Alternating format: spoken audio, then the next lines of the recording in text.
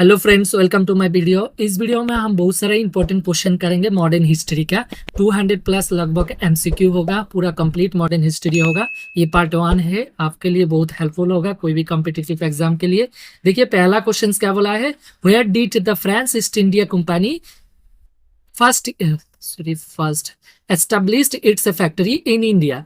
France East India Company ने भारत में अपना कारखाना कहाँ स्थापित किया था? प्रथम जो कारखाना था वो कहाँ पे स्थापित किया था? फ्रांस ईस्ट इंडिया कंपनी वो सूरत में किया था। तो कब किया था? 1668 में पहला कारखाना स्थापित किया था। लेकिन जो फ्रांस इंडिया में आया था वो कब आया था? 1664 में फर्स्ट टाइम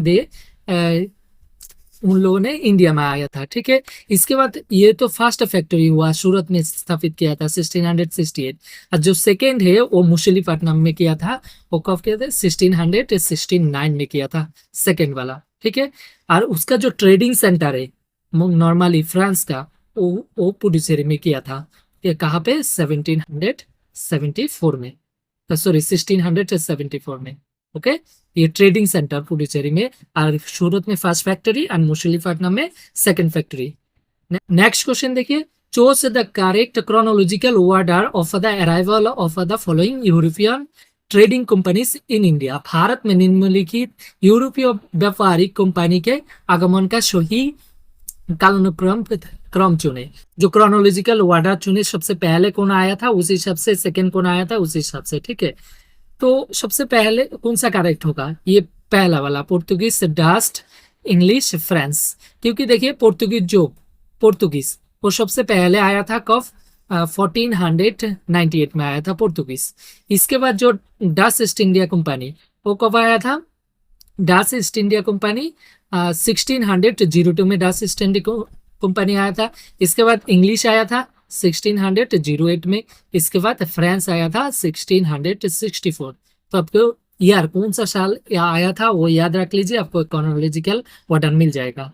तो ये करेक्ट आंसर है, Portuguese, Dutch, English, France. Okay, next question देखिए, dash was the first governor of Portuguese. तो who introduce the policy of blue water. तो पूछा है पोर्तुगल का पहला गवर्नर कौन था जिसने नीली पानी का नीति लागू किया था, जो ब्लू वाटर पॉलिसी था वो लागू किया था। पोर्तुगीज का पहला गवर्नमेंट कौन था? तो वो था फ्रांसिस्को द अल्मीदा, और ये पोर्तुगीज का पहले गवर्नर था। ओके, नेक्स्ट क्वेश्चन देखिए, चंद्रनागपुर से गलती हुआ है। Chandranagpur was established as a France colony in 1673, obtaining permission from for the Nawab of Bengal to establish a trading post on the right bank of the river Hooghly। Chandannagar की स्थापना जो कि हुआ था कब? 1673 में एक फ्रांसी उपनिवेश के रूप में की गई थी। हुगली नदी के दाहिने किनारे पर व्यापारिक चौकी स्थापित करने के लिए तो बंगाल के तत्कालीन नवाब किससे अनुमति प्राप्त किया था? जो चंद्रनगर में उस टाइम पे जो व्यापारिक अपना ट्रेडिंग के पोस्ट स्थापन एस्टेब्लिश करने के लिए बंगाल का वो नवाब से परमिशन लिया गया था। तो ये है इब्राहिम खान। नेक्स्ट क्वेश्चन देखिए, with whose permissions did the English set up their first factory in Surat. अंग्रेजों ने सूरत में अपनी पहली फैक्ट्री किसकी अनुमति से स्थापित किया था? जो अपना पहला फैक्ट्री स्थापित किया था वो किसका अनुमति? वो जहांगीर। उस टाइम जो हमारा देश राजा था मुगल का जहांगीर, उसका परमिशन से पहला फैक्ट्री जो कि सूरत में स्थापित किया था वो 1613 में स्थापित किया था। तो किसके परमिशन से? जहांगीर का परमिशन से। ओके, नेक्स्ट क्वेश्चन देखिए, in which year did the Portuguese capture Goa. Portuguese ने किस वर्ष गोवा पर कब्जा किया था? जो कैप्चर किया था पोर्तुगीज ने, कौन सा साल? वो 1580। अब देख सकते हैं जो गवर्नर था पोर्तुगीज का पहला उस टाइम का, अल्फांसो दी अल्वारो का, 1530 में they transfer their capital from Kochi to Goa, and 1535 they capture Diu. जो दीव है एट प्रेजेंट दमान दीव, वो दीव कैप्चर किया गया था 1538 पोर्तुगीज द्वारा। ठीक है, और 1558 दे कैप्चर दमान। गवर्नर था जो इन दोनों को कैप्चर किया था, दीव, दमन एंड दीव, उस टाइम गवर्नर था नीनो दा गामा। ओके, नेक्स्ट क्वेश्चन देखिए, what was the capital of France colony in India? Bharat में फ्रांस उपनिवेश का राजधानी कहाँ थी? जो फ्रांस था उन लोगों का कॉलोनी कहा था, कॉलोनी के कैपिटल कहा था, वो था पुडुचेरी, जो कि अभी पुडुचेरी भी बोलते हैं, तो पुडुचेरी। ओके, नेक्स्ट क्वेश्चन देखिए, Which is the first European nations to discover sea route to India? Bharat के लिए समुद्री मार्ग खोजने वाला पहला यूरोपीय देश कौन सा था? जो फर्स्ट टाइम सी रूट खोजा था इंडिया का, इंडिया आने का रूट खोजा था, रास्ता खोजा था, वो पहला यूरोपियन कौन सा था? तो वह पोर्तुगीज। ओके, पोर्तुगीज। और कब आया था? 1548 में उन लोग आया था इंडिया। नेक्स्ट क्वेश्चन देखिए, which European power was the first to establish a trading post in India? किस यूरोपीय शक्तियों ने सबसे पहले भारत में व्यापारिक केंद्र स्थापित किया था, ट्रेडिंग पोस्ट स्थापित किया था? तो वो भी पोर्तुगीज ने। ओके, नेक्स्ट क्वेश्चन देखिए, इन 1600 the East India company acquired charter from, उन लोग का एक चार्टर एक पास किया था 1600 में, ईस्ट इंडिया कंपनी ने डैश से चार्टर प्राप्त किया था। किससे ये चार्टर एक्ट प्राप्त किया था? तो उस टाइम का क्वीन एलिजाबेथ वन से। ओके, नेक्स्ट क्वेश्चन देखिए, who among the following established factory at Sutanuti and the zamindari of 3 village of Sutanuti, Govindpur and Kalikata? ये तीनों मिल के बाद में कोलकाता हुआ था, शुतुनाती, गोविंदपुर एंड कलिकाता मिल के कोलकाता, एट प्रेजेंट जो कोलकाता है, कोलकाता हुआ था। ठीक है, तो उस टाइम में उसमें जो फैक्ट्री एस्टेब्लिश किया था वो कौन था? निम्नलिखित में से किसने शुतुनाती में एक कारखाना और शुतुनाती, गोविंदपुर और कालिकाता के तीनों गांव के जमींदारी स्थापना की थी? तो ये किसने किया था? ये था Job Charnock. Okay, next question देखिए, in Kolkata the East India Company headquarter were located at, Kolkata में ईस्ट इंडिया कंपनी का मुख्यालय कहाँ स्थित है? जो कोलकाता में ईस्ट इंडिया का मुख्यालय कहाँ पे था? वो था फोर्ट विलियम में। ओके, नेक्स्ट क्वेश्चन देखिए, who is among the following British official initiated the policy of paramountcy? निम्नलिखित में से किस ब्रिटिश अधिकारी ने सर्वोपरि का नीति शुरू किया था? पारमाउंसी मतलब सर्वोपरि का नीति किसने शुरू किया था? तो लॉर्ड हास्टिंग ने ये शुरू किया था। और जो लॉर्ड हास्टिंग के था वो गवर्नर जनरल ऑफ बंगाल था। कब से कब? 1813 से 23 तक ये गवर्नर जनरल ऑफ बंगाल था, लॉर्ड हास्टिंग।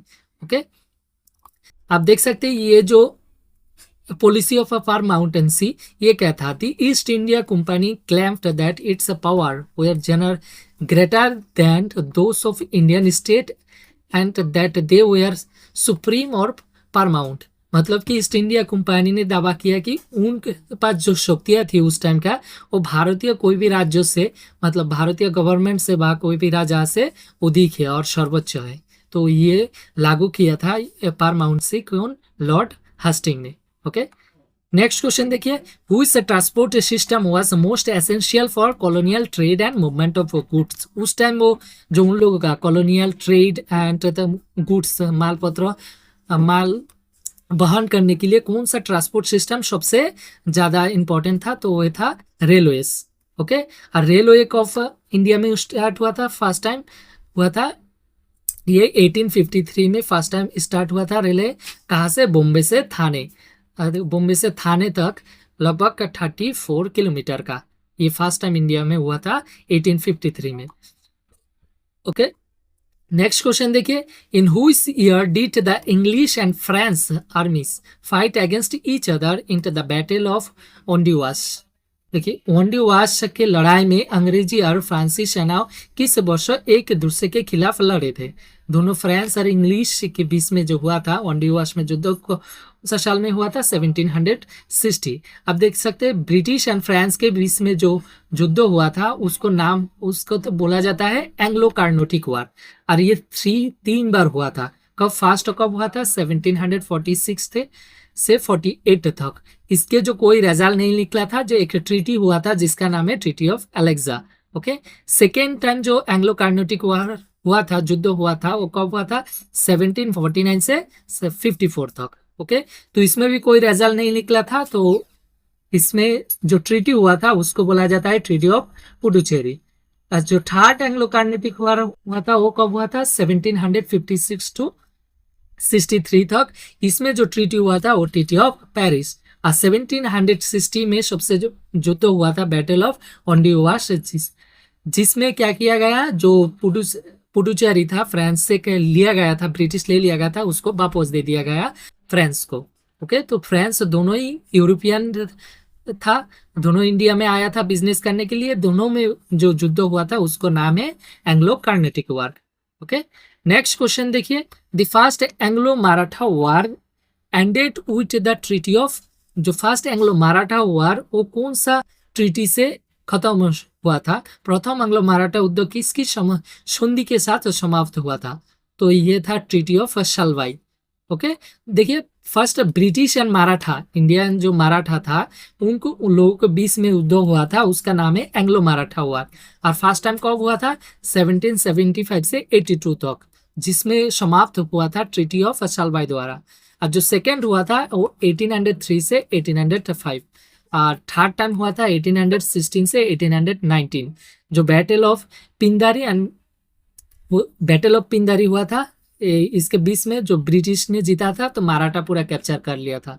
देखिए कौन साल से, जैसे हमारा ब्रिटिश का जो पहला गवर्नर जनरल कौन था? वारिंग हस्टिंग, कहते पहला गवर्नर जनरल ऑफ बंगाल कब था? 1773 से। तो 1773 से 1833 तक ये ब्रिटिश लोगों का जो था ये गवर्नर जनरल ऑफ बंगाल था, बंगाल।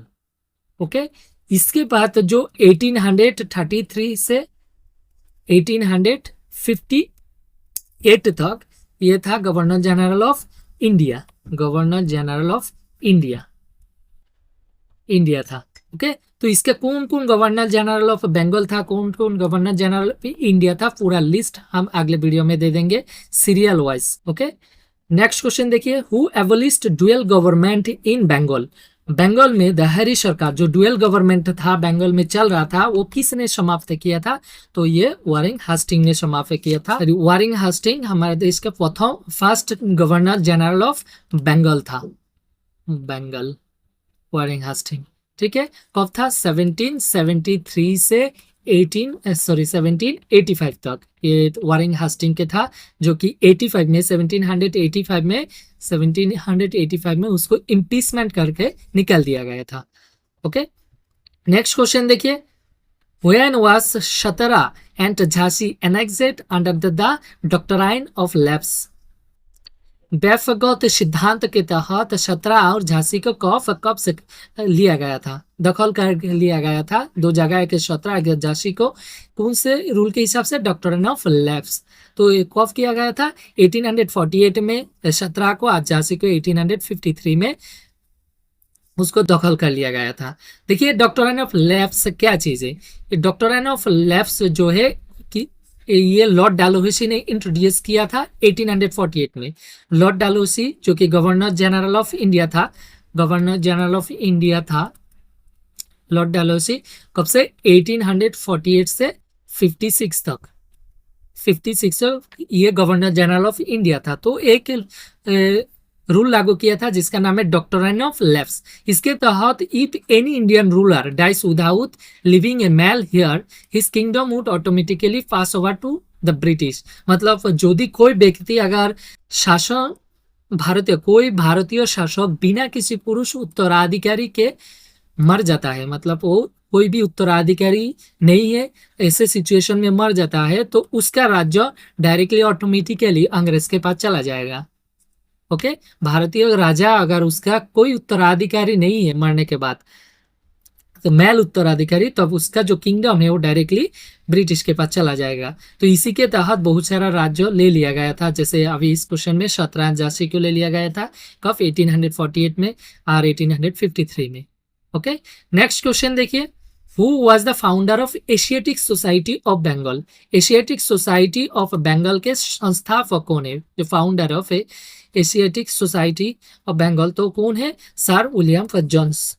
नेक्स्ट क्वेश्चन देखिए, in which year vernacular press act was implemented. Vernacular press act किस वर्ष लागू किया गया था? जो बार्नाकुलर प्रेस एक्ट है वो कब लागू किया था? वो 1878 में इसको लागू किया गया था। देखिए ये बार्नाकुलर प्रेस एक्ट जो है 1878 में उसको लागू किया गया था। तो क्या चीज था? वो था कि वो ये जो vernacular press act was enacted to curtail the freedom of Indian press and prevent the expressions of criticism towards British policy. मतलब इंडियन जो फ्रेस है लोकल लैंग्वेज में, उन लोग का फ्रीडम खत्म करना, उन लोग का स्वाधीनता खत्म करना, और जो ब्रिटिश कोई भी अगर पॉलिसी होगा उसके अगेंस्ट में क्रिटिसिज्म नहीं हो, इसीलिए एक एक्ट लाया गया था बार्नाकुलर प्रेस एक्ट। नॉर्मली मेन उद्देश्य था कि इंडियन प्रेस को, जो लोकल लैंग्वेज में प्रेस है, उन लोग का स्वतंत्रता खत्म करना। ओके, नेक्स्ट क्वेश्चन देखिए, by which ship did William Hawkins come to India. William Hawkins किस जहाज से भारत आए थे? तो पहले विलियम हॉकिंस भारत आए थे एक जहाज लेके। वो जहाज शिप का नाम क्या है जो कि 1608 में आया था फर्स्ट टाइम? तो उसका नाम क्या है आपको कमेंट में बताना है। इसका आंसर हम अगले वीडियो में डिटेल के साथ दे देंगे। इसी तरह आपको हर चीज़ का पॉलिटी, हिस्ट्री, जियोग्राफी का जीके के लिए मेरे चैनल को सब्सक्राइब कीजिए। एंड वीडियो पसंद आए तो लाइक एंड शेयर जरूर कीजिएगा। मिलते हैं अगले वीडियो में।